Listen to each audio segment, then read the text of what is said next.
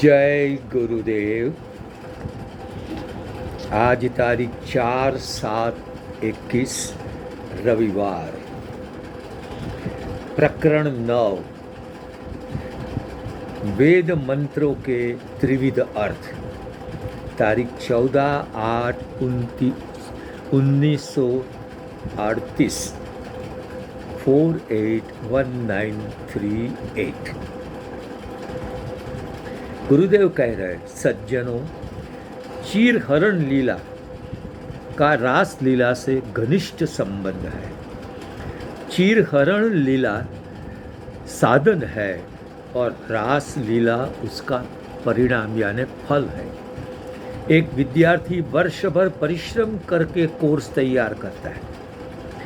अब वे फलस्वरूप एक प्रमाण पत्र यानी सर्टिफिकेट इसको मिलता है।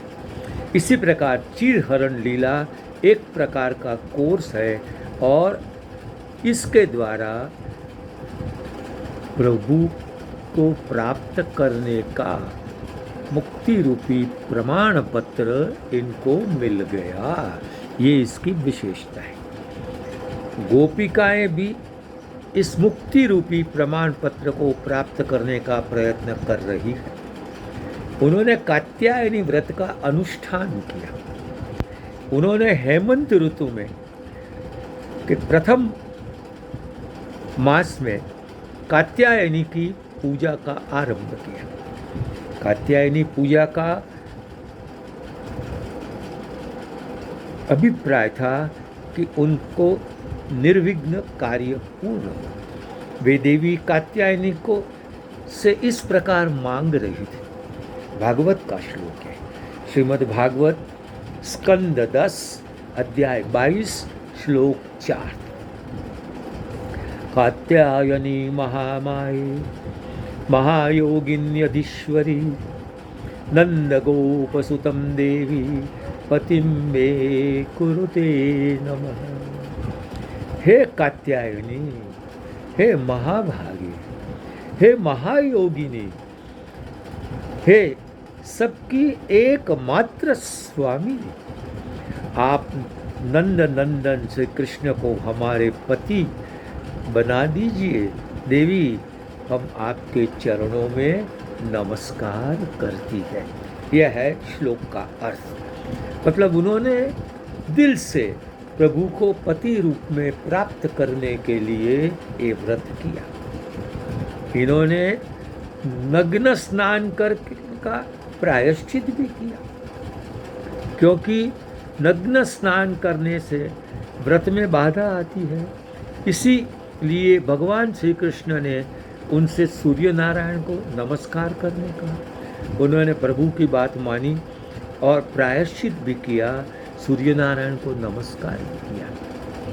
अब भगवान कह रहे हैं, देखिए, याता बला व्रजम सिद्धा मयेमा रंस्यत क्षपः यद उद्दिश्य व्रतमिदं चेरुराचरणे सती। हे कुमारियां, अब तुम अपने घर चली जाओ। याता व्रज में वापस चली जाओ। तुम्हारी साधना सिद्ध है, आप सिद्ध हो चुकी है। हम आने वाली शरद ऋतु की रात्रियों में मेरे साथ आप विहार करोगी। बराबर। रंस्यथा क्षपा, क्षपा यानी रात्रि। आगे कह रहे सतियों, इसी उद्देश्य से तुम लोगों ने यह व्रत और कात्यायनी देवी की पूजा की थी। वो उद्देश्य पूरा हो गया है।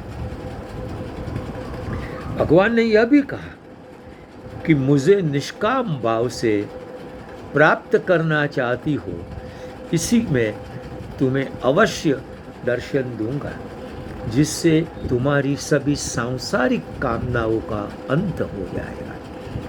अंत में तुम्हें अपने स्वरूप से तो मिला दूंगा। और वो कह रहे हैं, ये बहुत ध्यान में रखने की बातें हैं। न मैया वेशित दियाम काम कामाय कल्पते वर्जिता क्वथिता धाना प्रायो बीजाय नेष्यते। जिन्होंने अपना मन और प्राण मुझे समर्पित कर रखे हैं, उसकी कामनाएं संसार के भोगों की ओर ले जाने में समर्थ नहीं रहती है। ठीक वैसे ही जैसे बुने या उबाले हुए बीज अंकुर के लिए लगने को फिर योग्य नहीं रहते हैं। कोई बीज ले लो, धान ले लो, उसको गर्म पानी में उबालो या रेती में डालकर शेक डालो, भूंज डालो, जैसे पॉपकॉर्न बनाते हैं, तो क्या होगा? फिर उसको आप जमीन में बोएंगे, वो कभी उगेंगे नहीं। उसी प्रकार काम यदि प्रभु में समर्पित हो जाता है तो गूंज जाता है, उबल जाता है, फिर वो आगे उग नहीं सकता। यही भागवत का दर्शन है। गीता काम क्रोध लोभ को नरक का द्वार कहती है, भागवत इसको मुक्ति का द्वार बताती है। और ये बात पहले मैं कह चुका हूँ। गुरुदेव से मैंने पूछा था तो उन्होंने कहा था, बेटा बिल्कुल सरल है ये, समझना। तेरे हाथ में एक चाबी है, एक और घुमाएगा तो ताला बंद होगा, दूसरी ओर घुमाएगा तो वो ही चाबी से ताला खुल जाएगा। बस उसी प्रकार काम को संसार की ओर घुमाएगा तो बंद हो जाएगा, बद्धमुक्त हो जाएगा, और प्रभु की ओर घुमाएगा तो मुक्त हो जाएगा। तो यही बात भगवान ने कही। अच्छा, भगवान आगे कह रहे हैं कि इस आशय स्पष्ट होता है कि व्यक्ति निष्काम भाव से स्मरण करता है वो प्रभु को अवश्य प्राप्त होता है। प्रभु प्राप्ति के सभी दूषित मनोविकार उसके धूल जाते हैं, वॉश्ड अवे हो जाते हैं। भगवत भक्ति की यही विशेषता है कि इनके द्वारा सांसारिक पदार्थों से अनुराग छूट जाता है। पहले भी गुरु कृपा से मैंने कहा था, फिर रिपीट कर रहा हूँ, भगवती रति अभगवती अरति। भगवान में प्रेम यानी संस्कार की सभी वस्तुओं में प्रेम का अभाव। सच्चा प्रेम वही है। आप देखते हैं एक कन्याकुमारी है, लेकिन जैसे उसकी शादी होती है, शादी होते ही उसका मन एक ही पुरुष में लगता है। बाकी के पुरुष उसके लिए भाई है, काका है, भतीजा है, चाचा है, दादा है या छोटा लड़का है, लेकिन पति एक ही है और उसको ही अव्यभिचारिणी भक्ति कहते हैं। ऐसी भक्ति प्रभु में कब होती है? जब हम निष्काम भाव से करते हैं। यह मैंने पहले ही बताया था। गुरुदेव कहते हैं कि भगवान की लीला में आदि भौतिक, आदि दैविक एवं आध्यात्मिक तीन प्रकार के भाव होते हैं।